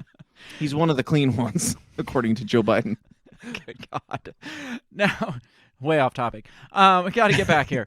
I want to talk about Vince Foster, which was one of the OG publicized Clinton suicides. But before I do, we got to have a little bit of a backstory to know kind of what he was dealing with before his mental state, his depressed mental state that he supposedly went through before killing himself. Because he was... Have you ever watched House of Cards, which I'm almost positive is loosely based on the Clintons' life? I've had so many people chastise me for having not watched House of Cards based on my interests. Good God, man. And I've been meaning to, and I will. You should. Anyway, he seems like he was the guy that was always kind of like, at least on paper, cleaning up the Clintons' mess, because he was always there, and he was always like, at the time of his suicide, I think he was in charge of making their tax records look good after Whitewater, which is what the backstory I want to tell is Whitewater. Have you at least heard of Whitewater? I have heard of it. Okay. Now, Whitewater... I experienced it on some rapids while I was rafting in the... That's it. That's the water. I can't even think of a location right now. That's it. That's the scandal. They went whitewater rafting. No, Whitewater, what it was supposedly this guy named, what's his name? James McDougal, which already sounds like a made-up fucking name. James McDougal. Anything McDougal. No, you're not named that. So this James McDougal has this brilliant idea to buy up, I think it was like 280 acres of property in like beachfront property in Arkansas. Like, you know, the high society property in Arkansas. And he's going to flip this. And supposedly he only bought it for like $250,000. Now, I get it. This was like the 80s and 90s. $250,000 equates to maybe $500,000 today. But for 280 acres, what can you buy for even $500,000? Right. Now the whole scheme was not really scheme. The whole plan was to buy up this 280 acres and break it up and build these vacation homes and sell them for buku bucks to these rich people and make a killing off of this 280 acres. Now, Mr. McDougal, which is totally not a fake name, it's very real, came to the Clintons because he was kind of associates with them, and he was like, you know, you don't even have to invest in it. Like, you don't have to invest a dime into this. We just want your name on the loan pretty much, and you'll be a partner in this. And it's like, how many people do you know where it's just like, you want to go in on this with me? You don't have to spend anything.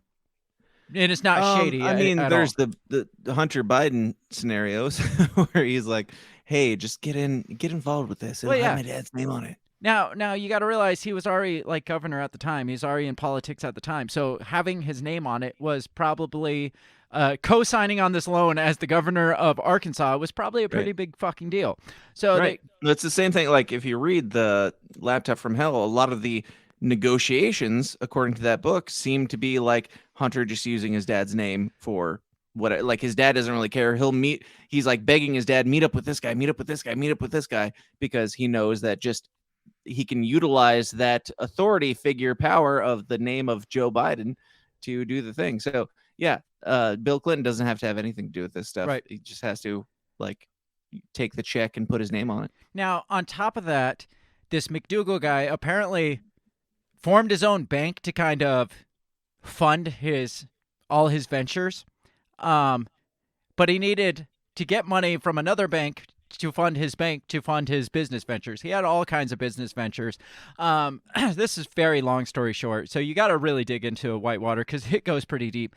But anyway, apparently he tasked Bill Clinton with putting pressure on the bank to loan his bank $300,000 to loan to their business venture. So that's kind of where the Clintons, at least, in the very least, the Clintons fall into this, is he was using his clout as the governor to pressure these banks to invest this $300,000, which doesn't sound like a lot, but again, that's like $700,000 today, which... That sounds like a lot to me. I mean, yeah, but for like people that are now million and corrupt billionaires... people, it's not a lot. Right. But, I mean, let's keep it in perspective. Like, swindling somebody for $30 is bad, and $300,000, I can't even imagine what that looks like. So at the end of the day, the economy went into shit about that time, and nobody was buying vacation homes. So this business venture went belly up, and they quote unquote lost their $300,000.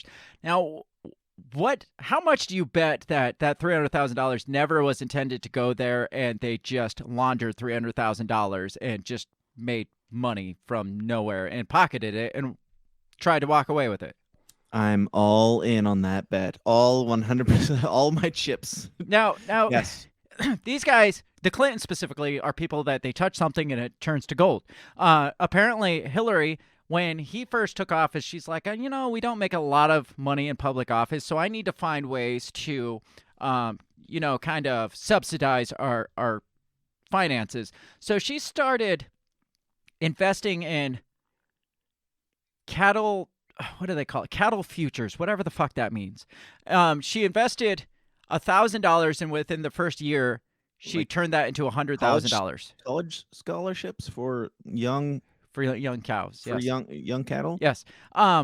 Whatever it is, she invested initially like $1,000 and flipped that into like $120,000 within a year. Nice. Now people have said 1 in 1 trillion people would be able to make that much off of an initial investment. Yeah. Again, it's like, what kind of fraud games were they playing back in their early days? And if same as like Nancy Pelosi stocks that people follow to see where the corruption is, so they can invest in the same corrupt places. Right. That's a thing.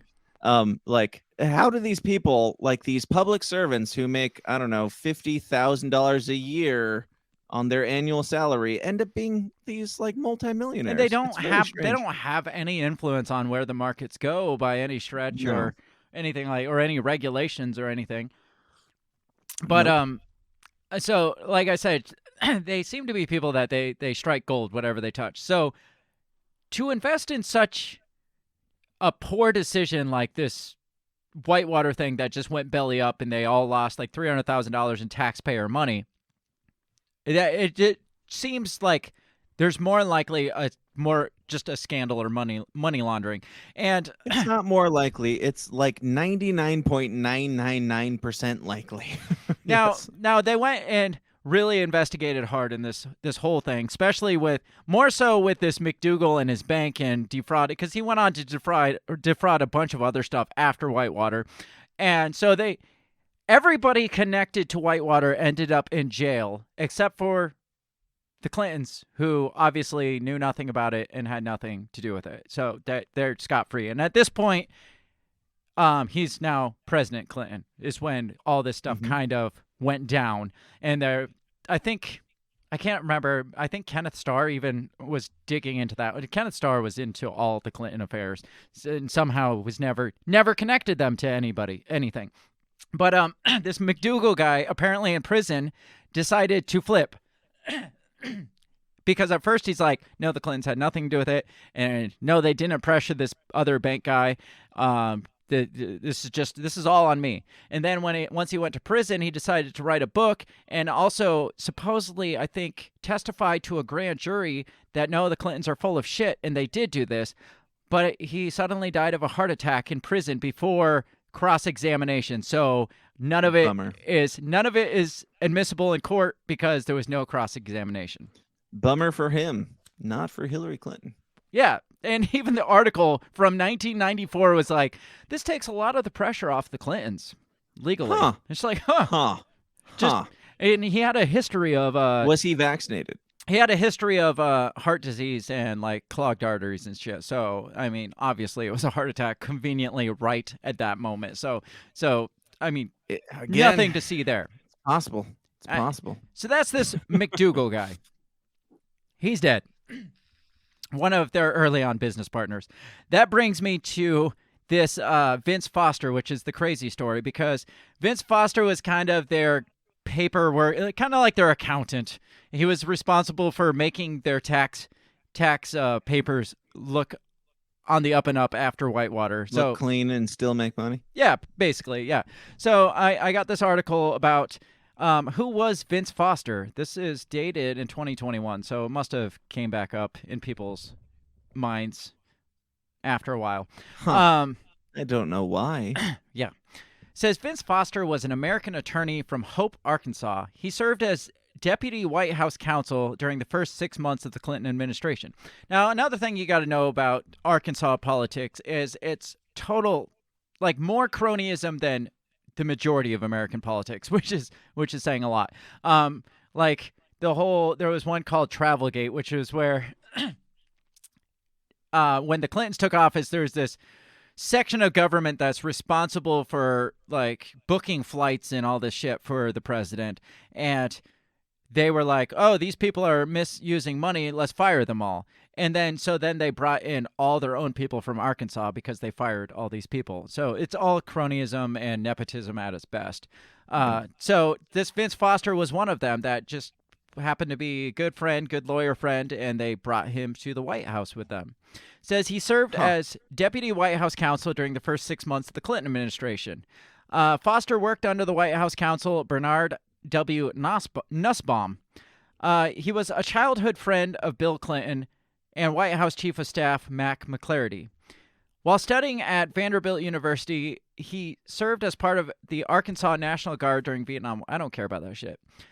Practicing mainly corporate law, Foster joined Rose Law Firm, which is where Hillary worked, and in 1974 became partner. As deputy counsel under the Clintons, Foster was tasked with vetting administration employees, preparing executive orders, overseeing international treaties and military force, and authorizing spending within the White House. So this guy also authorizes all the mismanagement of money and all the famous White House remodeling that Hillary Clinton did. He was responsible for authorizing that spending, among a range of other things. Foster was also involved in overseeing Whitewater tax-related returns, the failed real estate entity that saw their partners in the investment, Jim McDougal and his then-wife Susan, served time in jail on fraud charges and contempt of court respectively. So his wife, Susan McDougal, also went to prison. Supposedly, Bill was having an affair with Susan McDougal. Jim McDougal dies in prison. Susan McDougal got pardoned by Bill Clinton before he left office. Wow. Right? It says, I mean, just like, come on. It says it says Foster would work long hours, 6 or 7 days a week, and was beginning to lose weight during his time as deputy counsel. Supposedly. Now, his wife says he wasn't losing weight. He lost all his weight in Arkansas because he was on a diet. But they're trying to paint this picture that he was super depressed and stressed out, so he lost all this weight. Apparently that didn't happen, but this article says it did. In May of 93, the White House Travel Office controversy occurred when 7 employees of the White House Travel Office were fired and replaced by friends of Bill and Hillary Clinton, becoming the first major ethics controversy of the Clinton administration.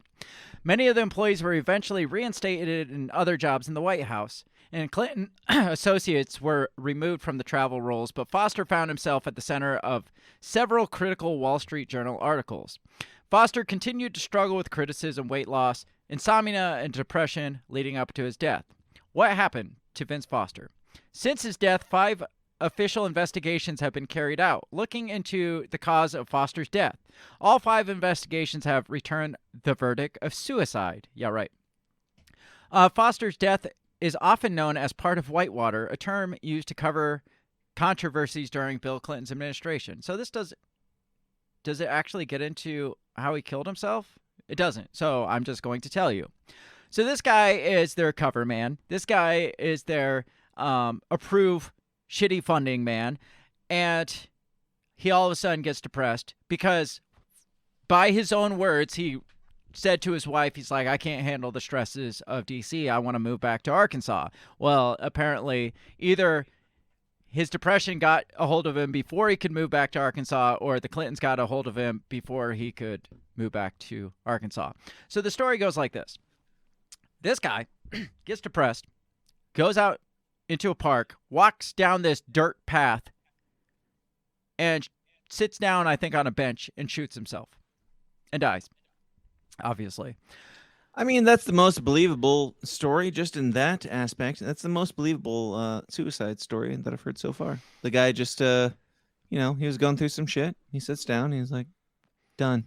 Now, did he shoot himself in the side of the head, throat, or the back of the head? I think one of them was shot towards the top of the head. I'm not sure. Anyway, apparently there was 2 gunshot wounds in his head, but so the FBI Eric Ambrose says, my money is he smoked too much weed. Smoked too much weed, fell asleep on a railroad track, and shot himself in the head. As you do. So it said that there were 3 separate investigations. One of them, at first, the FBI thoroughly investigated. Now, again, this guy walked down this dirt path. The FBI scoured his shoes like with a wire brush, looked at them under a microscope, found no trace of any dirt on his shoes whatsoever to indicate that he walked down this super dirt path. Like they were saying, buried. Possibly, maybe. Now, the other thing the FBI report said was there was no blood found around the scene. Like, nobody saw any evidence of blood. Now, at some point, Kenneth Starr gets brought into this because, like I said, Kenneth Starr was the takedown Clinton guy. He was the guy that pushed the Monica Lewinsky thing in the whole impeachment process, and we saw how that played out. Kenneth Starr decides to bring in this guy, this expert guy, to help investigate, who happened to help get O.J. Simpson off. He brings in this guy to prove that this was a suicide. So the guy who proved that O.J. Simpson didn't kill somebody is the guy who he brought in to prove that this Vince Foster killed himself. Yes. Yes. Now, Now, this guy comes on the scene. I'm sure he's legit. This guy comes on the scene. And first, think about the FBI things I said. They found no evidence of dirt on his shoes. Under microscope, after wire brushing his shoes, no evidence. This guy takes one look at the shoes and supposedly sees a smudge of dirt on the shoes that's clear to the naked eye. Just like, oh, guys, it's right there. You missed it.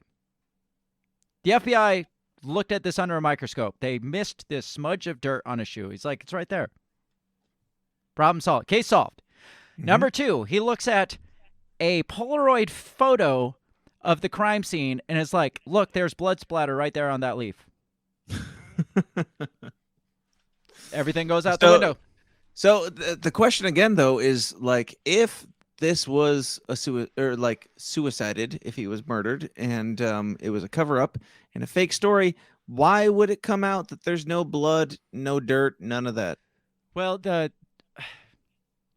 just whatever the initial. Now, interestingly enough, and this is just stuff I've heard from other podcasters and other stuff I've read, so I don't know how much of this is conjecture or how much of this is the actual story. A lot of this actually comes from a guy that was like an in-depth investigative journalist that wrote this long, in-depth book about this and how Ken Starr botched the whole thing. I think he's still alive. But I don't trust him. So the first park policeman that arrived on the scene had never seen a suicide in his life, and he's the one that's just like, guys, it looks like a suicide. And since from that moment, it was obviously a suicide. There was no second autopsy done on the body, which is always the case in these instances, I guess.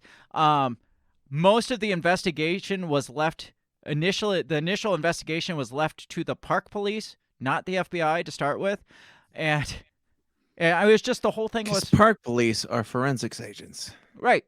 The whole thing was botched like almost from day one, and covered up, and it was just like a murder.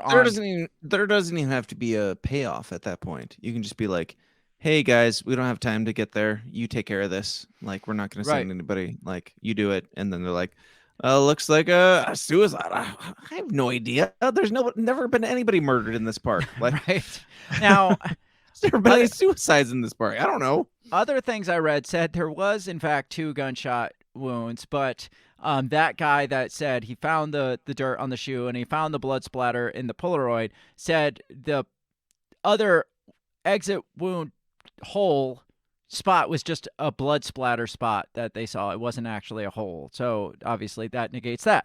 I have read even if they said like, hey, we finally found a blood spot in this Polaroid picture, like, isn't the lack of a blood splatter more indicative of wrongdoing than finding a blood splatter at that point? Well, if he shot himself. That's what there's like. The initial investigation was like, guys, there's no blood splatter, there's nothing on his shoe, and this guy comes in and is like, no, there is blood splatter. Obviously, this was a suicide, because if somebody shot themselves point blank in the head, there would be brain matter on the ground behind him, not just a couple dots on a leaf. Even if they found just a couple dots on a leaf. Well, blood splatter, like if he was murdered or if he shot himself, there would be the same amount of blood splatter. They're saying because there's no dirt on his shoe and there's no blood, that he was killed somewhere else, he was brought there, and he was positioned. Oh, okay. And they're saying... Which also makes sense. I think this guy was like laying perfectly down with his arms at his side and his head just like perfectly straight. There was no like contorted body or anything. The gun was okay.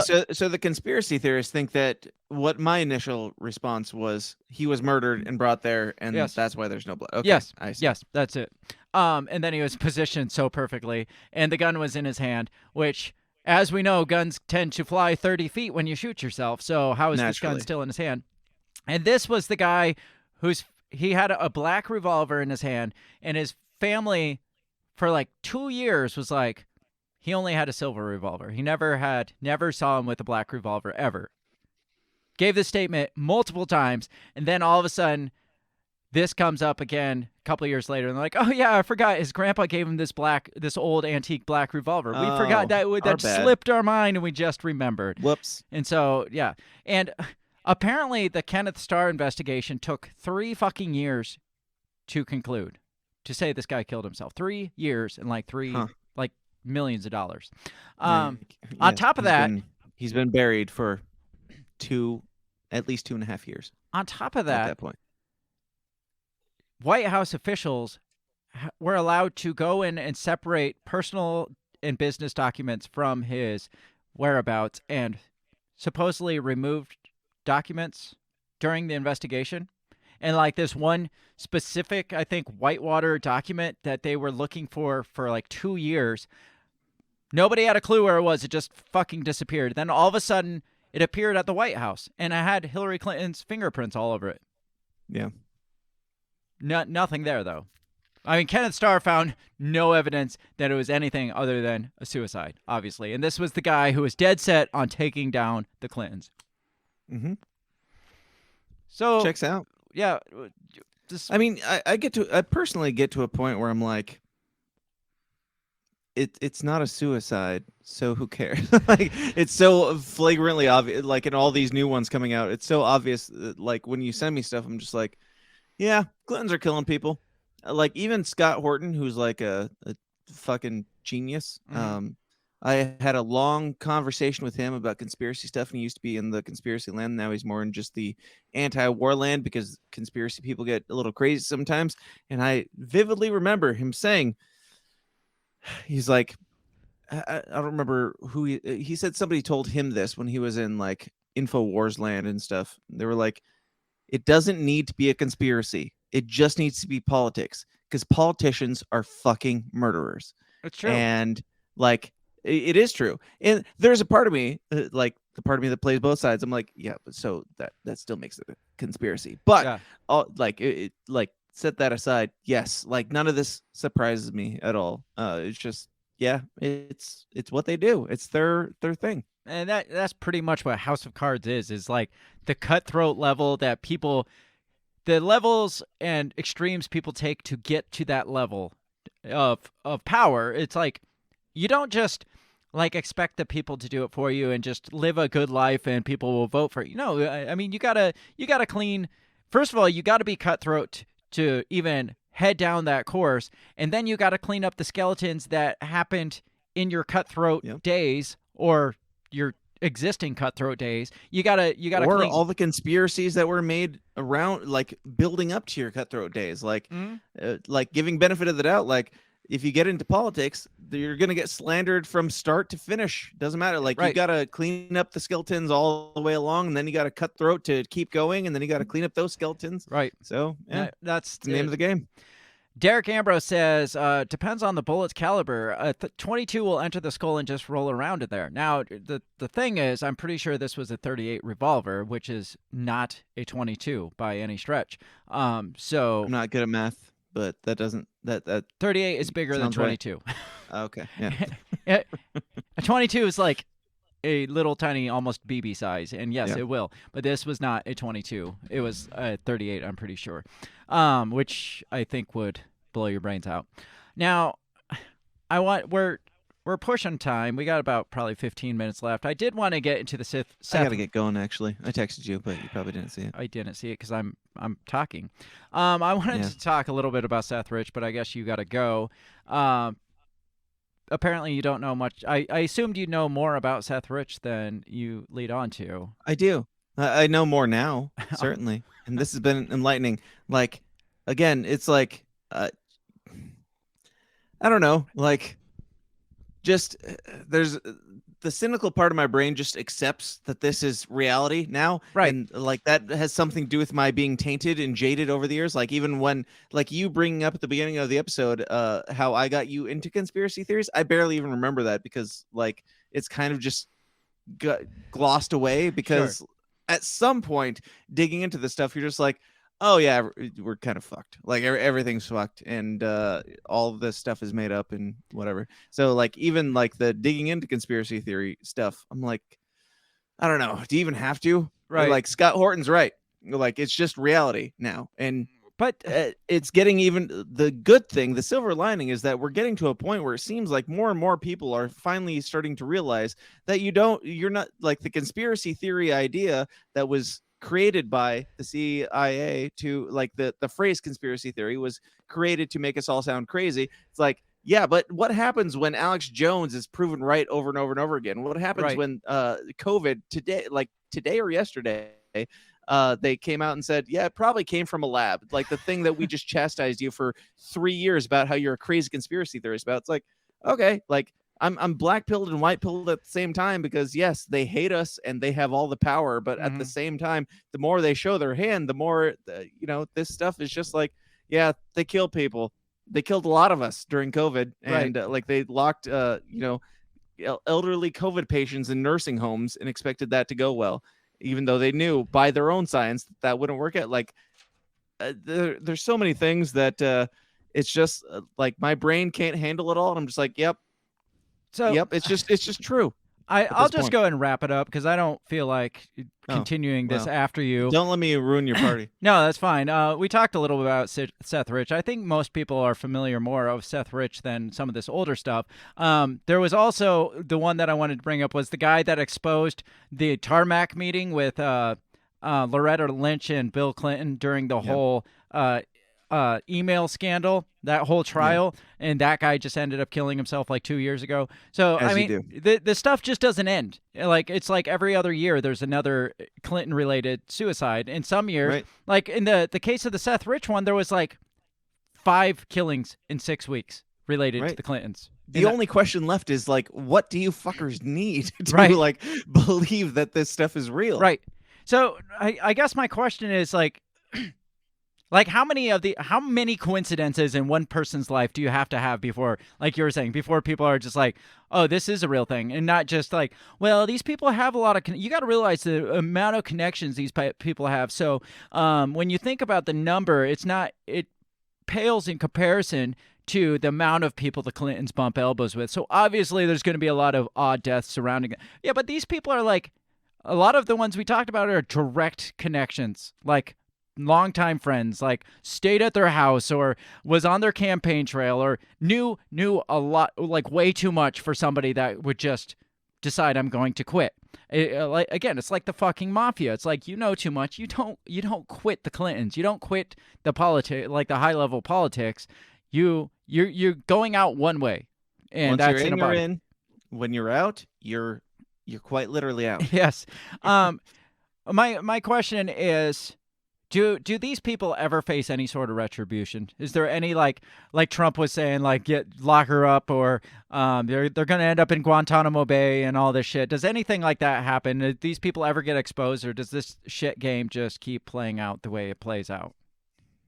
If I had to put any money on it at all, I would say it keeps playing out. And there was a thing on, like, just, I don't know, today or yesterday, somebody like posted, oh, obviously this came from a Wuhan lab because like this was patented and now we can finally see some retribution. It's like, no, we won't. Motherfucker, that came out like a year ago. Like, what are you, like, at least 2 years ago, probably. Like the fact that it was patented and so it's obviously not natural because you can't patent a natural virus. Right. Like, obviously this has been going on and we've been saying this and how forever. How many of our social media accounts collectively between the two of us have been nuked for saying those exact things there? Those things there. I've at least had one Facebook page and my YouTube account specifically for those reasons get nuked, and I think you had multiple nuked as well. Had a lot, yeah. So, and that we're saying the thing that is commonplace now, and they'll backpedal and pretend like it was all fine now, and like, and they're also pushing for amnesty. We need to show amnesty to the people that were just unintelligent. Well, the people that were unintelligent were the fucking scientists that you said trust the science or you're an evil like terrorist for 2 years. You're talking about now I'm supposed to show them amnesty? No, fuck you. The same people that said we should like put these literally put these people, like intern them from society, like put them in internment camps or isolate them from society, not let them like come out and mingle and like live their lives in society because they don't want to get vaccinated or they believe this or those people had no interest in amnesty a year ago. How did we get on the topic of this? But it's the same thing. It's like the people, it's all the same thing. That's the thing. Yeah. Like my show started out, you were there. We talked about conspiracies, politics, and religion. Now they're all the same fucking thing. Yeah. You've got the Trump supporters who are also the evangelical Christians who are supporting Trump and the QAnon stuff, and it all rolls into the same thing. And they're all getting like just played by all this stuff. And I don't know, like, do you think Donald Trump hurt our case as conspiracy theorists? As far like, I go back and forth. I think that he helped and hurt. Like, I think even the QAnon stuff helped and hurt. Like, it woke people up to being like, oh shit, this is not what we thought it was. Like, they're not the comfortable boomers that they were once. Like, this is waking up boomers to be like, I don't trust the government. I'm like, good. Great. Now stop trusting QAnon also. Yeah. And so it's like, yeah, Donald Trump, I don't know. There's still a part of me that's like, I think that he's just a braggadocious asshole who is out for himself. But at the same time, if he's out for himself and it helps us, government has never intentionally helped us. Government only helps us when it trickles down because it just happens to help us when it's helping them. They're out for themselves. They don't love you. They don't give a shit. They only and allow Donald it to Trump is the same. And he just, you know, if you're at least talking the game, I'm going to be like, okay, I will hear you out. And Donald Trump talked the game. He didn't play out the game in a lot of ways. He played it out in some ways, and like not getting us into a whole bunch of new wars, certainly. But like, yeah, at the end of the day, these guys don't care about you. Even Donald Trump, like giving him all benefit of the doubt, he's a billionaire asshole that wants to boost his credibility, and he keeps trying to do that. Like, whether it's pushing the big beautiful vaccines that he created, or the wall that he's totally going to build someday, or the Hillary Clinton that he's going to lock up, and all this stuff, like, it's all about him. And I'm fine with it being all about him as long as there's more trickle down to the rest of us and exposing some of this shit. Well, he's done some of that. I feel like they only trickle down enough to keep us just happy enough to keep voting them in. It's not like they accidentally trickled it down. That's because fine. I'll take it. I will take the guy who is out for himself, but it helps us more. But if this was like also, I'm not voting for Donald Trump. If this was like a monarchy we would just be the peasants that nothing trickled down to because they just remain in power. So they gotta keep us happy enough to not revolt. That's why they allow some to trickle down. That's the whole purpose of it. Our mom is here. She says a conspiracy theorist is someone who figures out the truth before the most people.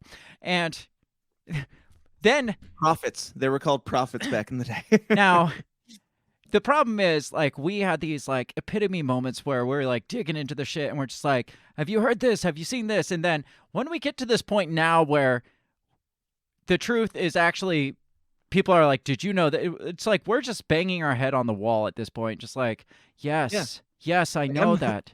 And right. So, like, you're asking me about these things. I'm like, I mean, I just kind of find it annoying at this point to hear about another Hillary Clinton thing. Like, yes, it's fascinating, but also it's like, nobody's going to care. Nothing's going to change. Nobody's going to do anything. I'm going to keep saying, yes, absolutely. The Clintons are killing people and the vaccines kill people. And also, you're saying this because it's my channel. Yes. And also, like, what do you do? What do you do? Legitimately. I mean, some people are just beyond saving and you just got to put them down, I guess. That's right. We need to round up all these vaccinated, like, Ukraine supporting, like, mask Clinton supporters. BLM supporting, just all the things of the day that you have to be supportive of or you're a racist. Just round them all up and burn them in concentration camps. Obviously, that's is not what you should do ever. Not what I would do. Not at all. I'm Final joking, question. YouTube, I'm sorry. It's not my channel. Final question. Is Hillary Clinton ramping up a comeback? I hope so. I hope with all my heart. And just bring John Fetterman out as her running mate or Joe Biden. Same thing. I repeat myself. Yes, please. Yes, just roll out all, like, Donald Trump, I think, is stupid, and he's going to come out and do the thing that's going to work. I think that we're probably going to have Trump 2024, and I'm not happy about it. I'm happier about it than Joe Biden or Kamala Harris or Hillary Clinton. But yes, please bring out your worst. Bring out your top dogs that are all just complete scumbags with all this baggage. Yes, let's do that again and see how it goes, because it only wakes more people up. The more disenfranchised they are with the system, then great. Please give us the worst. I like it. Well, it just exposes the shit show for what it is, the circus for what it is. It's like when you bring out, like, the Donald Trump and the John Fettermans and the Joe Bidens, it's like you're just making it obvious that this is just idiocracy at its best. Yeah. I mean, you're not even trying anything. They used to at least be eloquent speakers to where they sounded political and they dressed political and they even wore the fancy little lapel pin. Like, I could name some inspiring things that Donald Trump said. I could name inspiring things that Barack Obama said. I could name inspiring things even that George W. Bush said, as dumb as he was.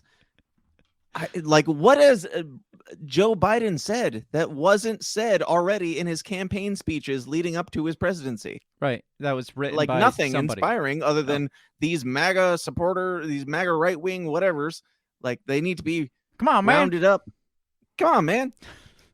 Like, it's over. Like, the whole thing, I don't know where it goes. That's the black-pilled part of me. I'm like, I don't know where this goes, but it's clearly over. I don't know how we bounce back from this at all. Donald Trump is only going to make things, like, he might make things economically better, but they'll pretend like everything is worse, and so everybody will be convinced that it's worse. Yeah, I don't know how we get out of this. So what you're saying is the system is down. Seems like a good wrapping point. Dan, let us know where we can find more about you and the shit that you do. You can find me on the aptly named thesystemsdown.tv or at TSIDpod on Twitter or wherever the System is Downs are sold. And we released earlier today, Dave Casey went out to the Rage Against the War Machine rally in D.C., which was amazing. And he caught a bunch of interviews with people like Ben Swan, Ron Paul, who else? Clint Russell, Reed Coverdale, a bunch of people. It's a great episode that just came out earlier today. And yeah. I also want to give a shout out to Dave because he's hustling lately and he's going through some things in his life right now. Dead dog. We don't want to talk about it. That's sad. Don't want to talk about it. But he interviewed Scott Horton tonight while this was happening, and you should all go check that out immediately after following this and show Dave some love.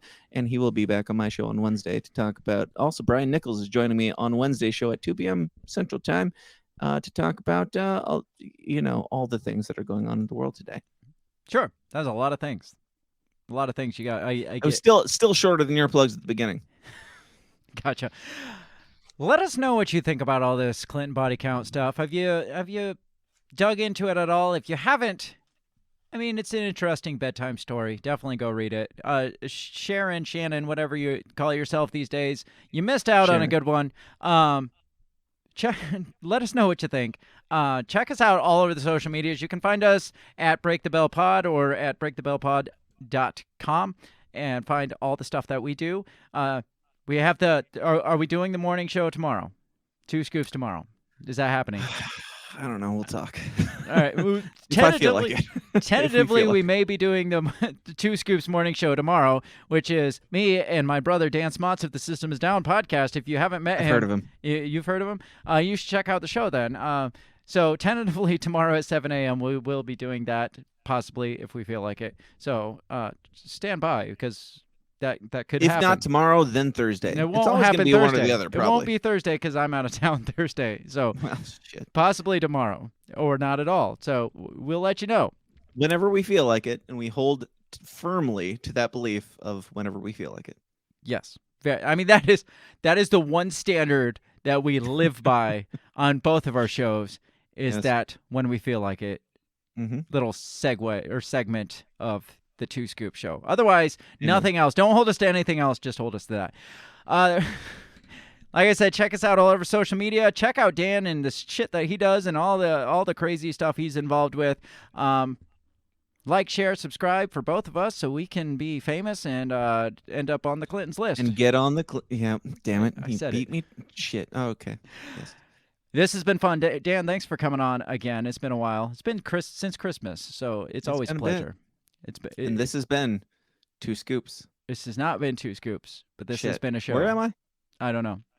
Have a great rest of your week. We'll catch you next time. Goodbye. The Break the Bell podcast is brought to you by you. So pat yourself on the back because without you, we would be talking to ourselves. A special thanks to our Patreon members, Justin Zielinski, Remzo Martinez, Stephanie Parker, and T.O. Jacobson. A shout out to our sponsors, Run Your Mouth Coffee, the On the Run podcast, and Goulash Media. If you'd like to help support us, visit patreon.com/breakthebell or buy our garbage at breakthebell.bigcartel.com. Get back here next week and let us continue to invade your earholes. And as always, never stop talking.